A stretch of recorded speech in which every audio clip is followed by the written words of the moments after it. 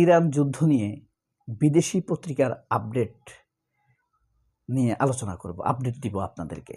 কোন বিদেশি সংবাদ মাধ্যম কি লিখেছে। আমরা যদি আমেরিকার সংবাদ মাধ্যমগুলো দেখি, মনে হবে আমেরিকা নিশ্চিতভাবে জিতে গেছে। আবার আমরা যদি একদম ইরানের সংবাদ মাধ্যমগুলো দেখি, তখন মনে হবে ইরান খুব উইনিং পজিশনে রয়েছে। এ কারণে আমরা দেখব মধ্যবর্তী প্রভাবমুক্ত, মোটামুটিভাবে প্রভাবমুক্ত দেশগুলোর কিছু সংবাদপত্র যারা মোটামুটিভাবে পক্ষ নিরপেক্ষতার ধার একটু কম ধারে, যেমন মিয়ানমার, তুরস্ক, পাকিস্তান, শ্রীলঙ্কা, কাতার, এইসব দেশের সংবাদ মাধ্যমগুলো এই ইরাক, আমেরিকা, ইরান, ইসরায়েলের যুদ্ধটাকে ব্যালেন্স কিভাবে দেখতে পাচ্ছে, তাদের দৃষ্টিতে সেটা কেমন। চলুন আমরা এক একটি করে দেখি। এরপরে ইরানের সংবাদপত্র দেখব, পার্স টুডে দেখব, আমার দেশ দেখব। আমরা প্রথমে আমরা পাকিস্তানের ডন পত্রিকা দেখি। ডন বিখ্যাত ঐতিহ্যবাহী একটি পত্রিকা ডন। ডনের আজকের শিরোনাম, Houthis fire more missiles at Israel. অর্থাৎ ইয়েমেন থেকে বিদ্রোহী গোষ্ঠী হুতি ইসরায়েলের দিকে তাদের মিসাইল অ্যাটাক বাড়িয়ে দিয়েছে। Rubio says US can see finish line on Iran war. Marco Rubio, আপনার যুক্তরাষ্ট্রের পররাষ্ট্রমন্ত্রী, সে বলছে যে আমরা ফিনিশ লাইন, ইরান যুদ্ধের উপর একটা ফিনিশিং লাইন আমরা টানতে পারি। আর আজকে যুদ্ধের কততম দিন? 33তম দিন। এরপর আমরা কোনটা দেখব?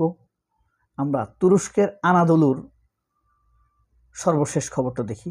এই আনাদোলু কিন্তু একটি বিশ্বস্ত, মোটামুটিভাবে বিশ্বস্ত সংবাদ মাধ্যম হিসাবে পরিগণিত। Russian military plan ক্র্যাশেস over Crimea killing 29 people. আচ্ছা, এটা হলো ইরান যুদ্ধ রিলেটেড না।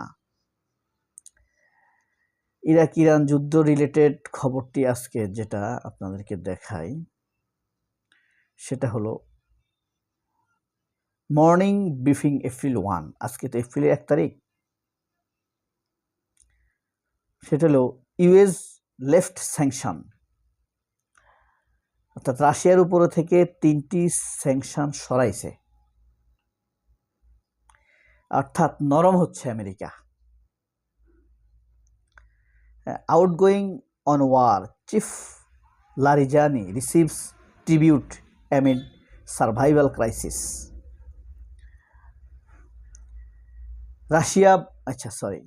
Ukraine US to hold online meeting on peace process with Russia. Zelensky, ইউক্রেনের প্রেসিডেন্ট ভলোদিমির জেলেনস্কি ইসরায়েলের পক্ষে অবস্থান নিয়ে ইরানের বিরুদ্ধে যুদ্ধে অংশগ্রহণ করছেন।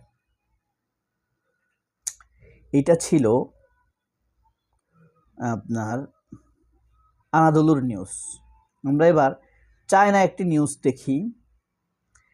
চায়নার সবচাইতে জনপ্রিয় নিউজ সিজিটিএন।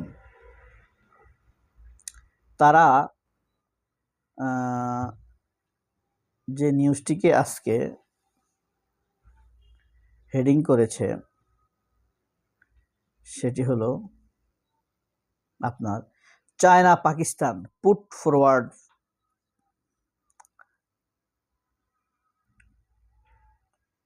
আপনার Trump singles US exit from Iran as third carrier hits to region. অর্থাৎ ট্রাম্প একা হয়ে যাচ্ছেন আমেরিকায়। এদিকে US secretary of state Marco Rubio says we will face NATO on new way. ন্যাটোকে তারা নতুনভাবে দেখবে, অর্থাৎ তাদের সাথে যুদ্ধে ন্যাটো যোগ দিচ্ছে না। ইউরোপ স্পষ্ট জানিয়ে দিয়েছে আমরা ন্যাটোর সাথে নেই। হ্যাঁ, এই কারণে মার্কো রুবিও বলেছে আমরা ন্যাটোকে দেখব, অর্থাৎ দেখবে তারা ন্যাটোকে। এটা কিছু একটা বুঝেছে। আচ্ছা, এবার আল জাজিরার একটি নিউজ দেখি আমরা, heading Trump says war on Iran to end in 2 or 3 weeks। অর্থাৎ ইরান যুদ্ধ শেষ হতে 2-3 সপ্তাহ আরও লাগতে পারে, এটা হলো ট্রাম্পের বক্তব্য। Large fire at Kuwait airport. কুয়েতের এয়ারপোর্টে ইরান কিন্তু কঠিন একটা হামলা করেছে।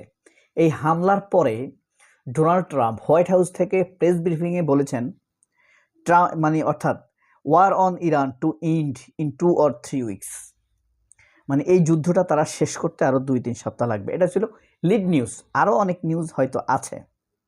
ডন দেখলাম, আল জাজিরা দেখলাম, সিজিটিএন দেখলাম, আমরা আনাদুলু দেখলাম। এবার আমরা দেখি সিএনএন কি বলে, আমেরিকান নিউজ ব্যাপারে তাদের পক্ষপাতিত্বটা কেমন আমরা একটু দেখতে পারি, যাদের ধৈর্য আছে, মন চায়। In China positioning itself to become US-Iran peace broker, অর্থাৎ মধ্যস্থতা করবে। ইরান এবং আমেরিকার মধ্যে মধ্যস্থতা করবে কে? চায়না নিজে এবং পাকিস্তান।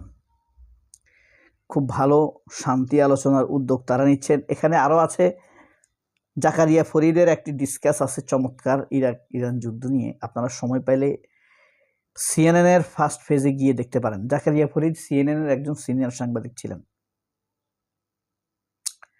এরপরে আমরা ফার্স্ট টুডে দেখি।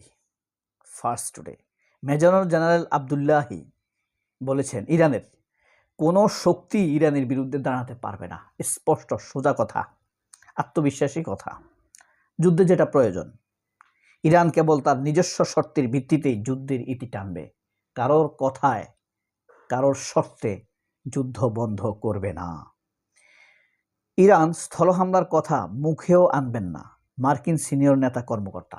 অর্থাৎ ইরানে হামলার কথা মুখেও আনবেন না, তাহলে আপনারা আটকে যাবেন, লাশ নিয়ে বের হবেন, যোদ্ধারা সৈনিকরা লাশ হয়ে বেরোবে। ট্রাম্প কি বলেছে ইরানের দৃষ্টিতে? এই সংবাদগুলো কিন্তু নিরপেক্ষ না। এখানে এটা ইরানের পত্রিকা। চুক্তি ছাড়াই যুদ্ধের শেষের ইঙ্গিত, ইরান নিয়ে বিস্ময়কর দাবি ট্রাম্পের। ইরানের স্থল হামলার কথা মুখেও আনবেন না। আচ্ছা, স্পেনের আকাশ ইরান যুদ্ধ সম্পর্কিত সব মার্কিন ইসরায়েলি বিমানের জন্য বন্ধ, স্পেন বলে দিয়েছে। ফ্রান্স একই কথা বলেছে, ইরানে হামলা সংক্রান্ত যত বিমান আসবে, যুদ্ধ বিমান, তা ফ্রান্সের আকাশে দিয়ে আসতে পারবে না।